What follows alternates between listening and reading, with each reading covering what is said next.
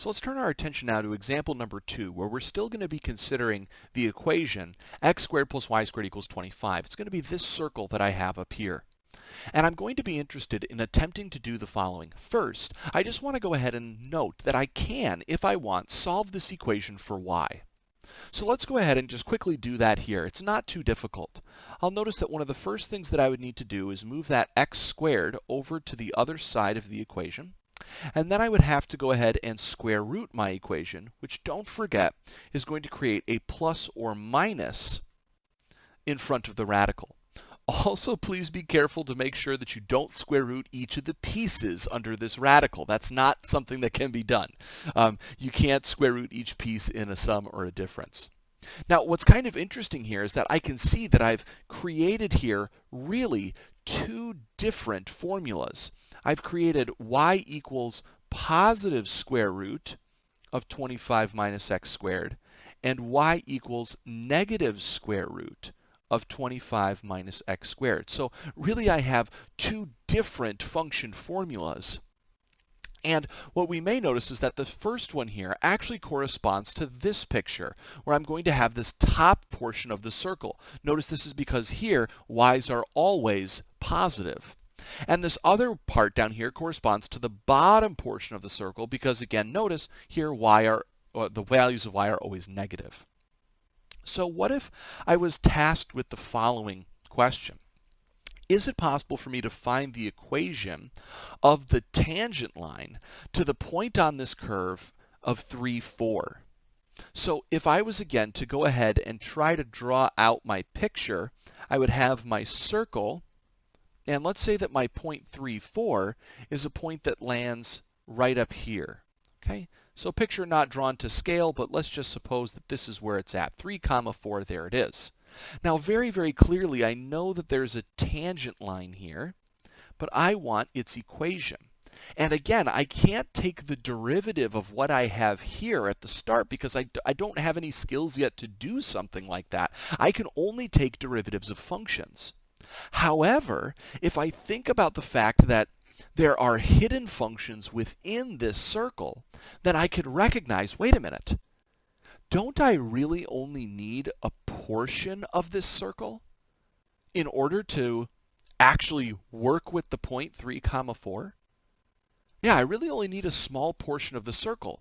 In fact, maybe I could say I only need the top half of this circle. If I could just have a formula for the top half of the circle, if I could find a function formula for that, then I could take the derivative of that thing and use 3, 4 as a point on it and find the derivative and therefore find the equation of my tangent line. So very fortunately, we can see that we already have an equation for that sitting right up here. So I'll go ahead and state that since we are working with the point 3, 4, we are only looking or using the top half of the circle, which we know is given by the function y equals the positive square root of 25 minus x squared.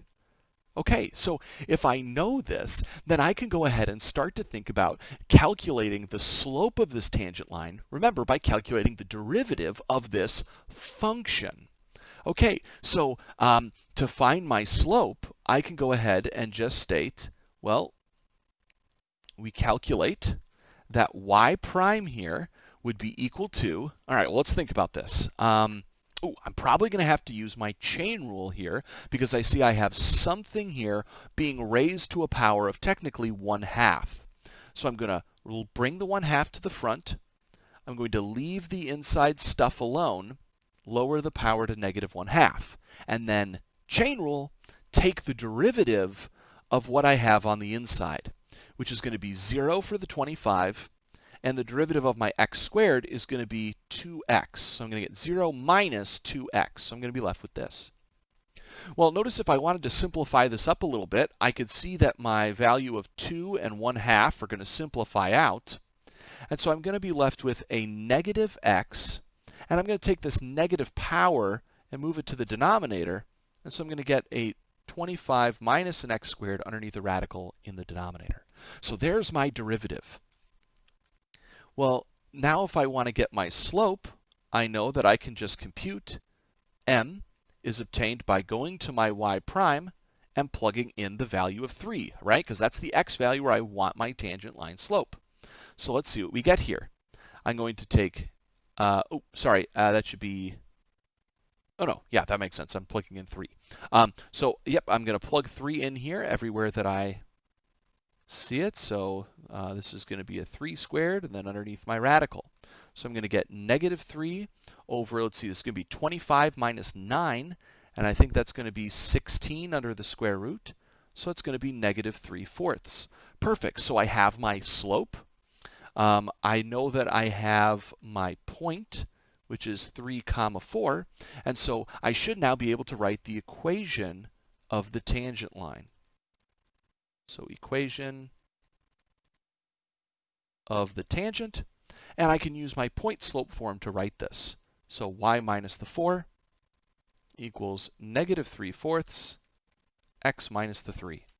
And of course, if I simplify this down into a slope-intercept form, let's see what I would end up with. I'm going to end up with negative 3/4 x. That's good. A negative slope is good because I expected this to go down.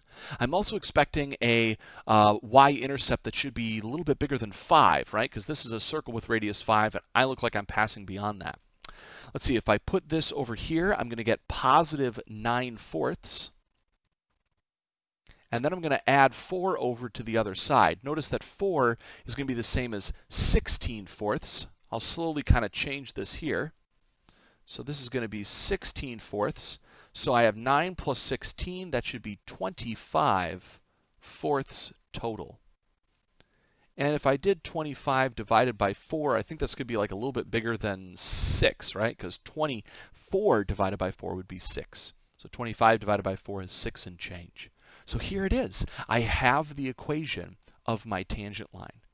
Now notice here really quickly in summary how exactly we went about doing that, because we just did something that at first glance might have seemed unbelievably difficult. We found the equation of a tangent line on a curve that was not a function. And we did that by first looking for a hidden function within it, then finding the equation for that hidden function, and using that to take the derivative and go through our standard steps. Now we'll go ahead and practice this more, and we'll see that problem in the next video.